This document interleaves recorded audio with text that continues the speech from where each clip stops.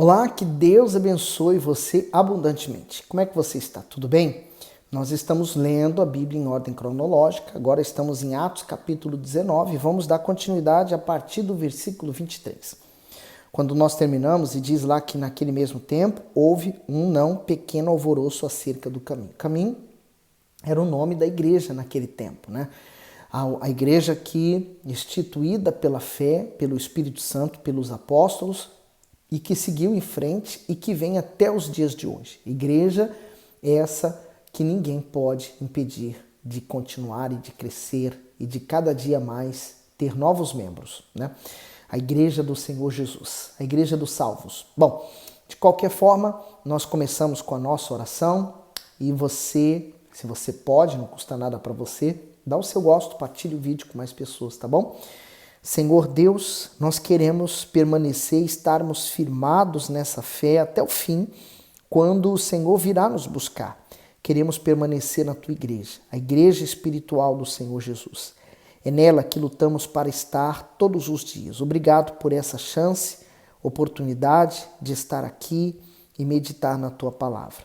Fale conosco, abrindo o nosso entendimento. Amém. No 23. E naquele mesmo tempo houve um não pequeno alvoroço acerca do caminho, porque um certo ourives da prata, por nome Demétrio, que fazia da prata nichos de Diana, dava não pouco lucro aos artífices. Então, esse era o Demétrio.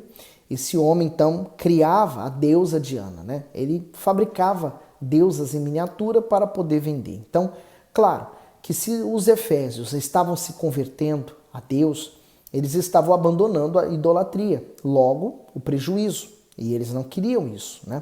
No 25, aos quais, havendo-os ajuntado com os oficiais de obras semelhantes, disse: Senhores, vós bem sabeis que desde o ofício temos a nossa prosperidade. E bem vedes e ouvis que não só em Éfeso, mas até quase em toda a Ásia, este Paulo tem convencido e afastado uma grande multidão, dizendo que não são deuses os que se fazem com as mãos. Que ironia, né? Quer dizer, eles fabricavam aqueles deuses, fabricados por mãos humanas, mas o maior interesse deles não era defender a causa da deusa Diana, mas era, na verdade, defender a causa do seu dinheiro, né? Do seu bolso, né? O problema financeiro que se instalava na vida deles. 27.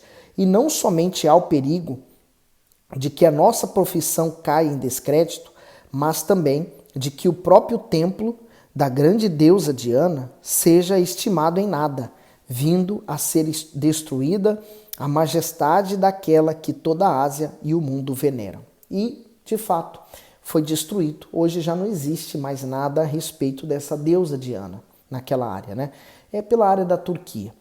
28. E ouvindo, encheram-se de ira e clamaram, dizendo: Grande é a Diana dos Efésios. Comentário diz: alvoroço acerca do caminho. Paulo enfrentou resistência em Éfeso porque sua pregação atingia o problema central do lugar, a idolatria. Com a reversão das pessoas, consequentemente, elas deixariam de venerar os deuses e de adquirir suas imagens, acarretando prejuízo econômico aos vendedores. Além disso, o grande templo da falsa deusa Diana, considerado uma das 7 maravilhas do mundo antigo, deixaria de ser adorado. Paulo tinha conhecimento disso, mas sua intenção era levar a palavra que libertaria e salvaria aquela população, independentemente dos riscos que corria. Nem sempre a palavra de Deus será aceita por todos, mas seja qual for o motivo ou o grau de resistência de uma pessoa, é necessário que ela saiba a verdade, ainda que isso lhe desagrade. Por isso Deus já havia dito ao próprio Paulo para que ele não se calasse, mas que ele falasse.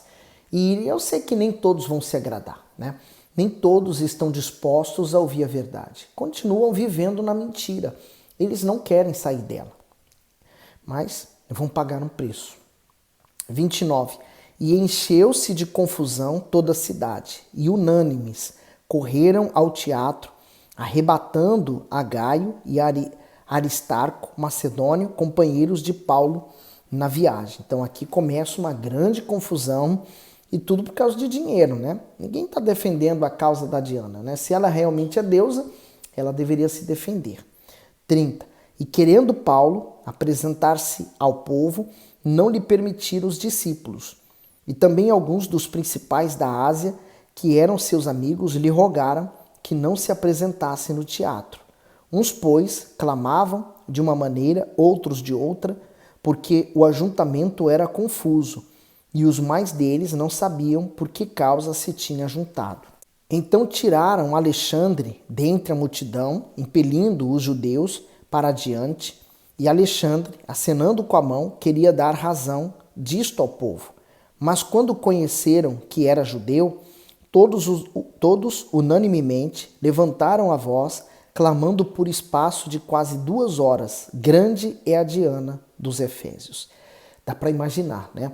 Aquela grande multidão fazendo toda essa algazarra, porém, tudo armado pelo próprio mal. 35. Então, o escrivão da cidade, tendo apaziguado a multidão, disse: homens efésios, qual é o homem que não sabe que a cidade dos Efésios é a guardadora do templo da grande deusa Diana e da imagem que desceu de Júpiter? Ora, não podemos isto ser contrariado?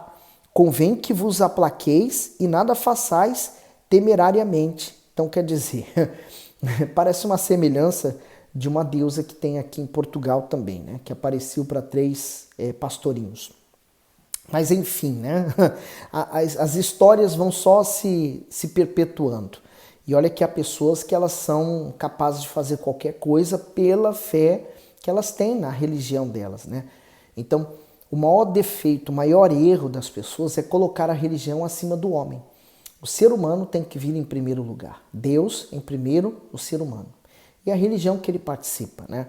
Então, eles estavam contrariados. Mas não havia só a deusa Diana. Havia todos os tipos de deuses, e lembra-se que havia um altar para um deus desconhecido, um altar vazio, mas havia. Esse altar pertence ao Deus desconhecido. Mas quando Paulo falou sobre esse Deus desconhecido, muitos começaram a se converter. Então, o problema maior, como falei e repito, era o financeiro. 36. Ora, não podendo isso ser contraditado, convém que vos aplaqueis e nada façais temerariamente, porque esses homens que aqui trouxestes nem são sacrílegos, nem blasfemam da vossa deusa, mas se Demétrio e os artífices que estão com ele têm alguma coisa contra alguém, há audiência e há procônsules que se acusem uns aos outros. E, se de alguma outra coisa demandais, averiguar-se-á em legítima assembleia. Na verdade, até corremos perigo de que, por hoje, sejamos acusados de sedição, não havendo causa alguma com que possamos justificar esse concurso. E, tendo dito isto, despediu a assembleia. E é assim que nós desfechamos esse capítulo 19, né, todo esse alvoroço. E agora voltamos para Paulo, mas agora as cartas. Eu vou começar aqui pela carta de 1 Coríntios, capítulo 1, a carta de Paulo aos Coríntios. E ela começa assim: Paulo, chamado apóstolo de Jesus Cristo, pela vontade de Deus, e o irmão Sóstenes. O comentário diz: pela vontade de Deus. A apresentação de Paulo destaca a autenticidade do seu apostolado. Sua autoridade para ensinar e disciplinar a igreja era legítima, pois se fundamentava na escolha do Altíssimo. O apóstolo mostra que não foi apenas chamado por Deus, mas cumpria fielmente o seu ofício em exortar, corrigir e encorajar aqueles que lhe foram confiados. Isso nos ensina a quem devemos considerar como ministros, pois, embora muitos se influenciem servos, grande parte não cumpre com a responsabilidade, zelo e fidelidade à missão que recebeu do Todo-Poderoso. O destinatário dessa epístola é a Igreja de Deus em Corinto, que estava enfraquecida por divisões e imoralidades. As orientações contidas nessa epístola continuam precisas e necessárias para a igreja em nossos dias. Então as igrejas eram fundadas, Paulo ia deixando os seus discípulos nela, porém era infiltrado o joio, como Jesus já havia dito, e é assim que eu sempre vejo, né? A igreja está ali, trigo, mas o diabo vem e semeia o joio.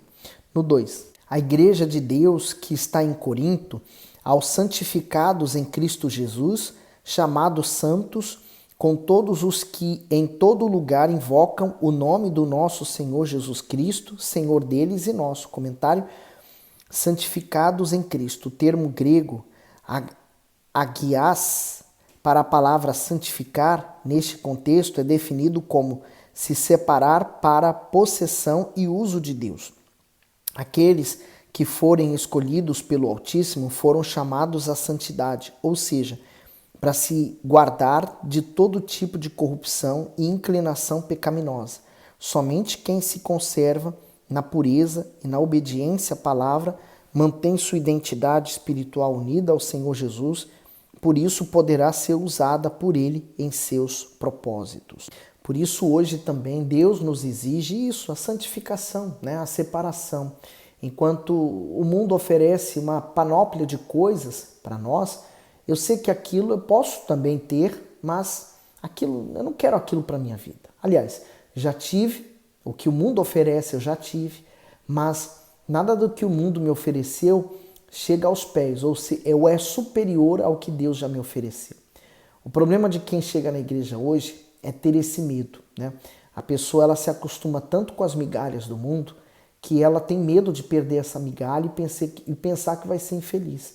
Quando na verdade o que Deus tem para nos dar é muito superior ao que qualquer coisa que esse mundo ofereça. A parte B diz Senhor Jesus Cristo. A declaração de que o Filho de Deus é Senhor foi usada diversas vezes nos primeiros versículos dessa epístola. Essa afirmação revela o senhorio, a autoridade e a liderança do Senhor Jesus sobre a sua igreja, da qual ele é o cabeça e ela o seu corpo. Como Senhor, sua vontade é soberana. Portanto, todas as criaturas, incluindo o ser humano, devem obediência, respeito e louvor a ele. Isso não significa que o Senhor governa a sua criação de forma autoritária e humilhante. Pelo contrário, quem se submete a ele experimenta a sua boa, perfeita e agradável vontade, que é o que há de mais excelente em Deus para aqueles que fazem dele o seu Senhor. Então aqui está o segredo para quem quer desfrutar da presença de Deus e ter o reino de Deus dentro de si. 3. Graça a vós e paz da parte de Deus nosso Pai e do Senhor Jesus Cristo. Sempre dou graças ao meu Deus por vós pela graça de Deus que vos foi dada em Jesus Cristo, porque em tudo fostes enriquecidos nele, em toda a palavra e em todo o conhecimento. O comentário do 5. Enriquecidos em toda a palavra. Paulo tinha consciência de que os coríntios haviam recebido o conhecimento necessário das Escrituras para alcançarem e manterem a salvação. Por isso, eles eram ricos espiritualmente. Conhecer o Altíssimo, compreender e viver as verdades sagradas faz com que a pessoa abrace a fé genuinamente e assim pertença não somente a uma igreja física, mas sobretudo à igreja espiritual do Senhor Jesus. Então, assim como nós hoje sabemos a verdade, não tem por que continuar vivendo na mentira. 6.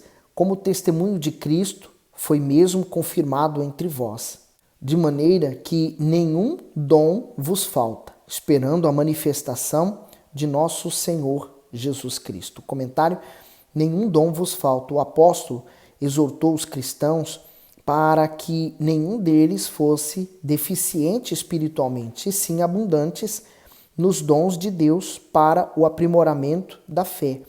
Estar em falta em qualquer requisito da vida espiritual significa colocar em risco a salvação. Portanto, aqueles que aguardam a segunda vinda do Senhor Jesus devem estar vigilantes para não serem encontrados na infidelidade. E por isso nós lutamos, para nos manter firmes, É uma luta diária. Eu estive salvo ontem, estarei salvo hoje se eu me manter firme, e amanhã também. Então nada está garantido. Nós precisamos manter a fé e a boa consciência. 8. O qual vos confirmará também até o fim, para serdes irrepreensíveis no dia de nosso Senhor Jesus Cristo. Comentário: a pessoa irrepreensível é aquela que não é acusada em seu caráter, em suas intenções e em sua conduta, pois sua vida diária comprova sua integridade para com Deus e para com os homens. Não que o justo seja perfeito, pois não há uma só pessoa neste mundo que não tenha falhas. Contudo, ele se mantém dentro da disciplina da fé. Por isso, o Senhor Jesus o justifica e o santifica diante de Deus até a consumação da sua salvação. Então, nós temos que permanecer nesse caminho, né, da fé todos os dias. A parte B diz: o dia do Senhor Jesus se refere ao dia em que ele descerá do céu para buscar os salvos. Todos os que almejam a salvação de sua alma precisam se preparar diariamente para esse encontro. Assim como um atleta se empenha com todos os recursos e com todas as forças para alcançar a vitória, o justo deve se empenhar ao máximo para elevar seu padrão espiritual de fé, temor e fidelidade ao Senhor, a fim de se encontrar com Ele na glória, juntamente com os seus anjos. E é por esse dia que eu anseio e luto para permanecer firme. 9. Fiel é Deus, pelo qual fostes chamados para a comunhão de seu Filho Jesus Cristo, nosso Senhor. Então, Deus é fiel, né? Ele nos buscou.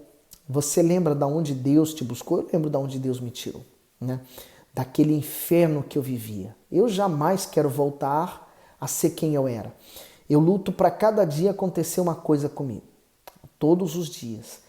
Eu quero parecer menos com aquele velho Alex, menos com quem eu era ontem. E hoje eu quero ser mais parecido com o meu Senhor Jesus. Essa é a minha meta diária, né? Quando eu olho para trás, quando eu olho para aquele Alex quando chegou na igreja, eu já não sou mais ele. Eu venci muitas coisas, eu superei muitas coisas e tenho outras tantas a superar ainda. 10. Rogo-vos, porém, irmãos, pelo nome de nosso Senhor Jesus Cristo, que digais todos uma mesma coisa, e que não haja entre vós dissensões, antes sejais unidos em um mesmo pensamento, em um mesmo parecer. O comentário diz: digais todos uma mesma coisa. Isso é uma exortação de Paulo para que houvesse unidade na igreja em Corinto.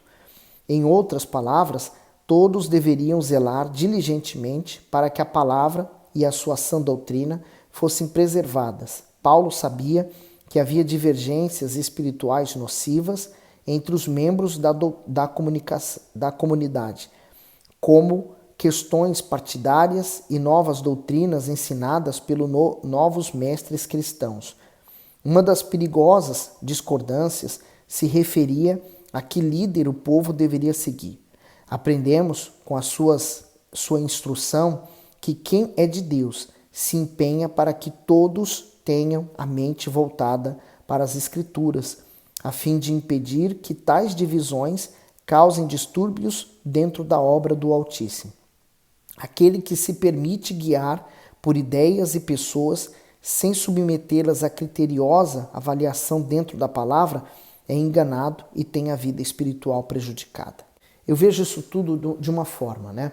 O diabo, ele engana. Então, há muitas pessoas que sentiram um prazer, uma alegria numa reunião, numa busca, e elas pensam: eu tive encontro com Deus. Mas no fundo não tiveram, porque elas seguem a vida dela da mesma forma, continuam vazias, e aí elas trazem ou adotam ideias falsas, porque Deus não fala com ela, né? Isso nós vimos no judaísmo, né? Na classe sacerdotal, né? Os sacerdotes, os levitas, e o quanto que eles ao longo do tempo se desviaram, tudo em busca de poder, dinheiro, né? De posição, e eles lutaram para manter aquilo. Então não seria diferente, não será diferente hoje. Por isso que você deve avaliar o que você ouve, o que eu falo, de acordo com a palavra de Deus. Se o meu pensamento estiver correto, então siga, pratique, porque vai dar certo. mas ele vai estar correto de acordo com a palavra de Deus. Avalie isso, né? Qualquer um. E se você quer saber se uma pessoa realmente é de Deus e se ele é casado, veja como é que ele é no casamento. Ele é feliz, ele é realizado, a esposa dele é bem. Você vai ver se ele é homem de Deus ou não. Porque o casamento da pessoa reflete a comunhão que a pessoa tem com Deus. Quando a pessoa está bem com Deus, ela vai bem no casamento dela. Então, pense nisso, tá bom? Fique bem, Deus abençoe. Até o próximo vídeo, continuamos nesse capítulo 1 de 1 Coríntios.